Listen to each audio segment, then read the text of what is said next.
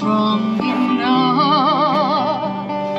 So never, never, never give up. You're strong enough. So never, never, never give up.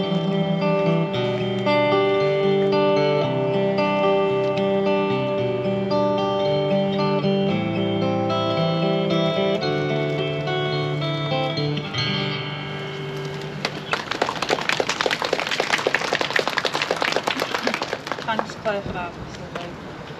Welcome everyone, I'm Alex Lancaster, I'm the National Health and Safety Official at UCU, and thank you for joining us today on International Workers' Memorial Day to remember those workers, friends, colleagues and loved ones who've died because of work. Every year more than 50,000 people die because of work in the UK, a figure well beyond those quoted by the HSE. Most don't die of mystery ailments or in tragic, unavoidable accidents. They die because an employer decided their safety just wasn't that important of a priority. Today, on International Workers' Memorial Day, we remember those workers. And this year's theme is the climate crisis. As our climate continues to change due to global warming, workers are experiencing increasing risks to their occupational health and safety. Extreme weather events, heat stress, UV radiation, air pollution, industrial accidents, chemical exposures, they're just some of the issues that workers are going to experience as a result of the climate crisis. And today we stand together with workers across the globe to remember the early victims of climate change. And we commit to fight to a world that is more, not less safe to live and work in. Now we have a number of performers here today. We've had music, we're going to have some street theatre later, and we've got a lot of speakers from across the trade union and labour movement. So please join me in welcoming our first speaker, who is John Morgan from the NEU Manchester Branch Secretary. And it's threatening our futures right now.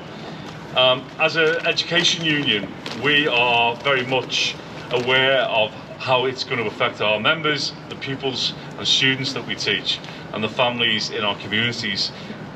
We've got to protect our members and pupils, obviously, and to educate the pupils on the reality of that. That's part of our job, and that can be increasingly difficult when you hear certain politicians making statements and media outlets making statements which go against the scientific evidence. But part of our job is to make sure that that doesn't happen.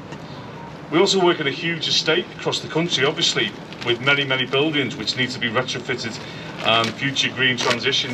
Thompsons will continue to fight with trade unions and the incredible organisations such as Hazards, FAC and asbestos support groups to ensure that workers return home unharmed from all types of work. And as we know and have known for many years, unionised workplaces are safer workplaces. Remember the dead, fight for the living. Thank you. But today we commemorate International Workers' Memorial Day.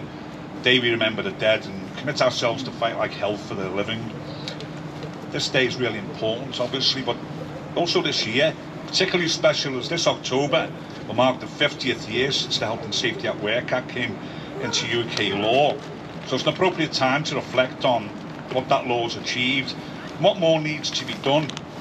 It should be remembered that key part of the reason for the foundation of most unions, indeed the wider trade union movement's development, was the protection of workers' health and safety, because the legislation, if it existed at all, was completely inadequate and rarely enforced.